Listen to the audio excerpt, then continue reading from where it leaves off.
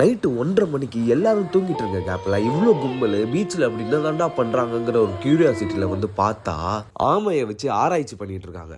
Theta அதான் bro, இது turtle. ஓகேவா, நம்ம வந்து டர்ட்டில் டார்டாய்ஸ்னா ஆமா தான் சொல்லுவோம். ஆமா ஏய் மச்சான் வண்டே எங்க டீம்ல ஒரு ஆமை இருக்குது. இது பாருங்க, இது டர்ட்டிலா இது டார்டாய்ஸ் மட்டும் சொல்லுங்க. இது டர்ட்டிலா இது டார்டாய்ஸ்?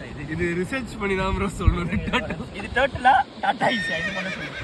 சத்தியமா ப்ரோ, டர்ட்டில் டார்டாய்ஸ் அவங்களுக்கே வந்து டவுட் வந்து இந்த டர்ட்டில் வந்து செத்துருச்சுன்னு சொல்றாங்க ப்ரோ. ஏன்னா வந்து இது வந்து டேக் பண்ணிட்டு போயிருக்காங்க. இது மாதிரி ரிசர்ச் வந்து இப்போ நிறைய பண்ணிட்டு இருக்காங்க. ஏன்னா வந்து பீச் ஃபுல்லாவே டர்ட்டில்ஸ் நிறைய வந்து முட்டை போட்டு இது சாவறதுக்கான வாழ்நாள் இருக்கா ப்ரோ? இதுக்கு ஏஜ்லாம் இருக்கா?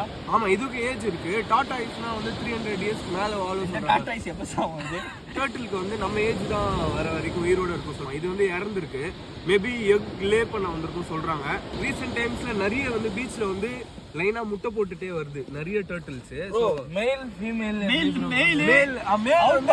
இன்பாக்ஸ்ல ஆமா அவுட்லுக்லயே வரும், ஜிமெயில்ல வரும் மெயில். ஆமா, ஃபீமேல் மட்டும் சொல்லுவாங்க. சொல்றேன் மேல் அண்ட் ஃபீமேல் தான் கேட்டேன். சரி அப்படியே ப்ரூஃப்க்கு தெரியுமா கேட்டேன்.